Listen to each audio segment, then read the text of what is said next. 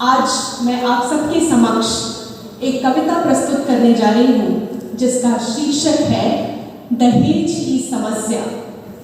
Many of you might be thinking that dowry is no problem, but no, we are completely wrong. Let me share the shameful statistics with you all. As per 2019 records, Bharat में 7,000 लड़कियां अपनी जान गंवाती हैं। क्यों? क्योंकि दहेज नहीं दिया गया, कम दिया गया। आज मैं आपके सामने एक कविता प्रस्तुत करने जा रही हूँ जिसका शीर्षक दहेज की समस्या है और लिखा गया है कवि श्री शिवमंगल सिंह सुमन के द्वारा। And I am very thankful to my teacher, Shri B.R. Mishra ji, who introduced me to this poem. This poem is really close to my heart. I recited it in one of my school competitions, and since then it has been really close to my heart. This poem I am dedicating to my father-in-law, late Shri Mahanand Jha, because despite all the financial problems that he had to face, he never accepted dowry. And because of that, today his daughter-in-law has been a daughter throughout his life, and we are remembering him. So this is a message through this poem that I want to give to the younger generation, that only you can stop dowry. Now कैसे? वो इस कवि ने हमें बताया है कि अगर नए जनरेशन में मना करे, नए जनरेशन हमारा मना करे तो ही दहेज समाप्त हो सकता है, एटलीस्ट इंडिया में। सो पोएम की रूपरेखा इस प्रकार है। शिवमंगल सिंह सुमन जी एक सुबह सवेरे सैर को निकलते हैं और उन्हें नदी में एक लाश, नई युवती की लाश तैरती हुई नजर आती है और वो ये सोचते हैं कि वो उस युवती से बात कर रहे हैं और युवती उन्हें बता रही है कि उसकी मौत किस प्रकार हुई। तो आइए सुनते हैं। तू कौन बता किसकी बेटी, जो जल में लाश बही जाती। रोशनी बता किस घर की है, तू किसके दीपक की बाती। तू किसके आंगन की तुलसी, किसके सपनों की स्वप्न परी। किसके गुलशन की गंध बता, किस कुसुम कुंज की मौल सिरी। किस माँ की ममता का प्रमाण, किस दुखी पिता की पीर बता। क्यों अस्त व्यस्त सी देह तेरी, तू क्यों लहरों पर लेटी है। तू है किसकी कुलवधू बोल, किस भाग्यहीन की बेटी है। उठकर लहरों पर बैठ गई वह लाश हो गई स्वगतिशील। अक्षत विशाल छवियुक्त भाल, सर्पिल वेणी रंगीन झील।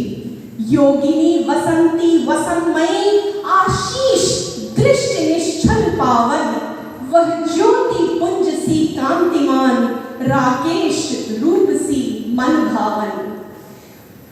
बोली यदि पूछ रहे हो सुन लो कवि, कुलवधू एक दुखियारी हूं।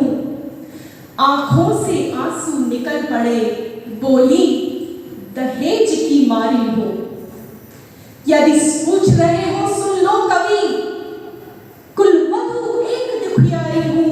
आंखों से आंसू निकल पड़े, बोली दहेज की मारी हूं।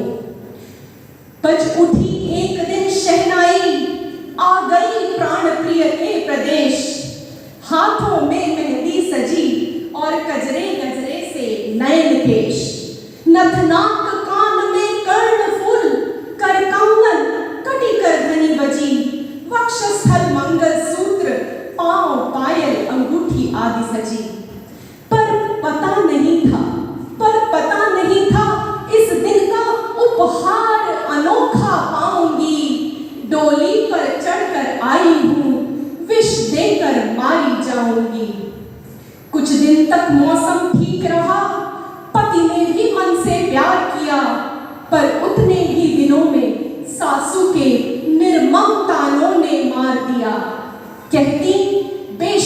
पिता को तू संदेश मेरा यह पहुंचा दे, या तो तुझको घर पर रख ले या प्रस्तावित धन ला कर दे। करबद्ध प्रार्थना की मैंने, वे उतना धन जुटा न पाएंगे। भाई बहने माँ बाप मेरे घर से बेघर हो जाएंगे। वे बोली तो पापन सुन ले, इस घर से तुझे निकालूंगी। है पुत्र मेरा सुंदर जवान, जब चाहूं ब्याह करा लूंगी। मैं बिलख बिलख कर कहे गई, लज्जा हूं सब सह लूंगी। तुम बहू न समझो मां मुझको, मैं दासी बनकर रह लूंगी। उस निपट क्रूरता के आगे सिर धुना न पर निर्दोष हुई। निर्मम ने ऐसा वार किया, गिर पड़ी और बेहोश हुई। जब तक दोबारा खुले नयन, तब तक जल में विष मिला दिया। भरकर गिलास धन लोभिन ने औषधि कहकर पिला दिया।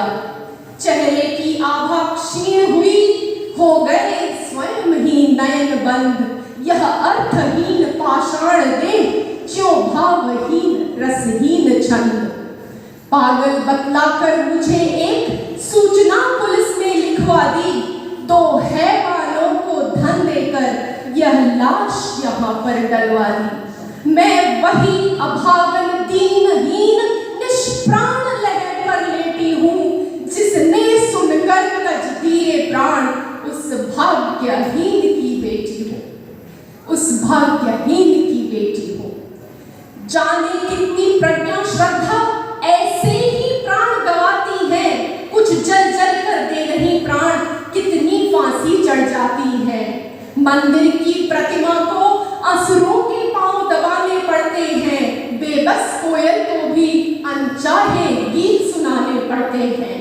निर्दोष आंसुओं की हत्या, यह कब तक रोजमरण होगा। बोलो दहेज की बेदी पर यूं कब तक रोजमरण होगा। कथनी करनी का यह समाज यदि अंतर मिटा न पाएगा, कानून नियम बन जाने से यह दाग नहीं धुल पाएगा। व्रत ले गंगा की धारा को बदनाम नहीं होने देंगे। मंदिर की प्रतिमा के आंसुओं को नीलाम नहीं होने देंगे। ये नई उम्र की नई फसल